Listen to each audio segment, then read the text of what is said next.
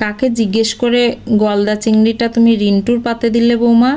নীলিমা দেবীর রাগী গলা শুনে আপনা থেকেই মাথা নিচু হয়ে গেল রাকার। যবে থেকে চাকরিটা গেছে সেদিন থেকে অপমান আর গঞ্জনার তার নিত্যসঙ্গী।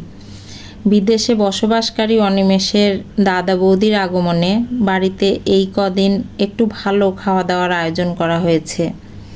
সকাল থেকেই রান্নাঘরে রাকা শাশুড়ির নির্দেশ অনুযায়ী একের পর এক রান্না সারছিল। সুস্বাদু পদগুলো শোভা পাচ্ছিল ডাইনিংয়ে। ভোর হতে না হতেই দরজা ধাক্কা দিয়ে তুলে শাশুড়ি অনিমেষকে বাজারে পাঠিয়েছিল। বড় ছেলে বউয়ের আগমন উপলক্ষে বাজার তুলে আনার নির্দেশ দিয়েছিল। অনেকগুলো টাকাও দিয়েছিল হাতে। অথচ এমনিতে অভাবের সংসারে খাবার চালটুকু ফুরিয়ে গেলেও শাশুড়ির হাত থেকে টাকা গলে না। যে করেই হোক অনিমেষকেই সবটা ম্যানেজ করতে হয়। মাস 6 আগেও পরিস্থিতি এমনটা ছিল না। অনিমেষ রাকা দুজনের আয়ে সচ্ছলভাবে চলে যেত সংসার। কিন্তু পিঙ্কির মা হঠাৎ গ্রামে বাড়ি করে কাজ ছেড়ে চলে যাওয়ার পরেই ঘটল বিপদ। ছোট্ট রিন্টুর দেখভালের লোক খুঁজতে খুঁজতে গলদঘর্ম হয়ে যাচ্ছিল দুজনে। শাশুড়ি মা বাড়িতে বসে থাকলেও ছেলে সামলাবেন না কিছুতেই। তার নিজের কাজ আছে, পাড়া বেড়ানো আছে, সিরিয়াল দেখা আছে। এত কাজ সেরে বাচ্চা ছেলে দেখা সম্ভব? অফিসে যেতে দেরি, রাকার কাজকর্মেও ভুল হতে লাগলো।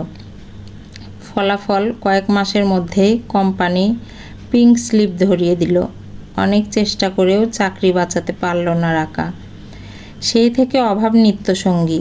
একার আয়ে অনিমেষ সব কিছু টেনে উঠতে পারে না। রাকার চাকরি যাওয়ার পর থেকেই নীলিমা দেবীর মুখ গোমড়া। রিন্টুকে একদম দেখতেই পারে না। কথায় কথায় মুখ ঝামটা, খাওয়া দাওয়া নিয়ে খোটা। বাচ্চা ছেলে এত কি বোঝে? বরাবর সচ্ছলতায় মানুষ, অভাব কি জিনিস বুঝতে পারে না। যখন তখন এটা ওটা খাওয়ার জন্য বায়না ধরে। নিজের পেনশনের টাকায় নীলিমা দেবী ঘরে বাদাম চাট, চকলেট, চানাচুর এনে রাখেন। ছোট্ট রিন্টু একদিন একটা বাদাম চাট বের করে খেয়ে নিয়েছিল। শাশুড়ির চোখে পড়ে যাওয়ায় সে কি অশান্তি।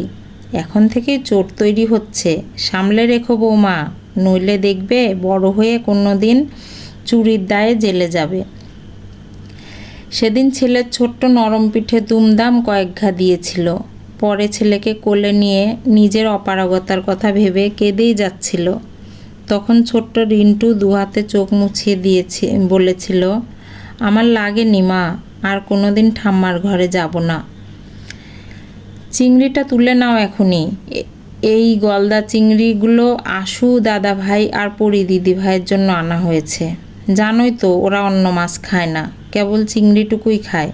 তাতেও এই শয়তানের ছেলের নজর। তোমরাও কি বা আক্কেল বৌমা? ওদের সঙ্গে রিন্টুটাকে খেতে দিয়েছ। ও কি ওদের সঙ্গে বসার যোগ্য? কেউ কিছু খেলেই নজর। তোমরা খাও দিদি ভাই, সস্নেহে আশুর মাথায় হাত রাখেন নীলিমা।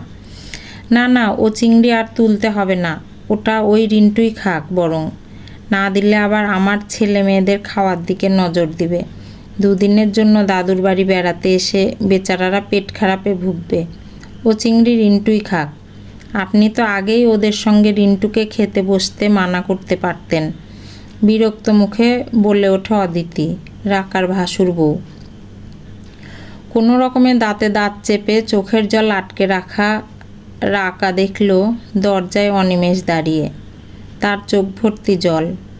আজ মা এভাবে ছেলেটাকে বলল, রিন্টুটা যে বড্ড চিংড়ি ভালোবাসে। কারোর ঠাকুমা যে নাতিকে এভাবে বলতে পারে রাকার তা জানা ছিল না। মনে মনে ভাবছিল, কি অসহায় মা সে, ছেলেকে এক টুকরো চিংড়ি খাওয়ানোরও সাধ্য নেই তার। এক সময় এই ভাসুর এলে অনিমেষ দুহাতে বাজার করেছে, জমানো টাকা বের করে দিয়েছে রাকা। অদিতি দিদিভাইয়ের জন্য অফিস শেষে মার্কেট ঘুরে পছন্দসই ব্যাঙ্গালোর সিল্ক কিনে এনেছে মুক্তোর সেট। শুধু তাই কেন, শাশুড়ির জন্য কম করেছে রাকা। অফিস ফেরতা মাঝে মধ্যেই রকমারি উপহার নিয়ে আসতো। মাত্র 6 মাসের ব্যবধানে সম্পর্কগুলো কেমন ঠুনকো হয়ে গেল। কেটে গেছে সপ্তাহ 2। কালই কর্মক্ষেত্রে ফিরে যাবে নিখিলেশ, অনিমেষের বড়দা। স্পেশাল বাজার করার জন্য নির্দেশ দিতে এসে নীলিমা দেখলেন ছোট ছেলের ঘরে গোছগাছ চলছে। এ কি, তোরা আবার সাত সকালে কোথায় চললি? বাজার করা বাকি, রান্না বান্না পড়ে আছে। ফালতু সময় নষ্ট না করে তাড়াতাড়ি রান্নাঘরে যাও বৌমা, তোমাদের এখন কোথাও যাওয়াটা হবে না। যেতে তো আমাদের হবেই মা, বড় রাস্তায় গাড়ি দাঁড়িয়ে আছে যে, বেশিক্ষণ অপেক্ষা করা সম্ভব নয়। রাকা পুনরায় গোছগাছ করতে শুরু করলো। মানে, কোথায় যাচ্ছ তোমরা? বিরক্তিতে ভুরু কুঁচকান নীলিমা। জানো না কাল বড় খোকা বিদেশ চলে যাচ্ছে, রান্নাবান্নাগুলো করবে কে? সে আপনি যা ভালো বুঝবেন করে নেবেন, চাইলে বর্দি ভাইও আপনাকে সাহায্য করতে পারে। তুমি থাকতে অদিতি আমায় সাহায্য করবে? আমি রান্না করব? তোমার মাথা ঠিক আছে তো বৌমা? একদম মা, আর তো আমরা থাকছি না, তাই আমার ওপর নির্ভরশীলতা কাটানোই ভালো হবে আপনার পক্ষে। চলে যাচ্ছি এ বাড়ি ছেড়ে চিরদিনের মতো। ভালো থাকবেন মা।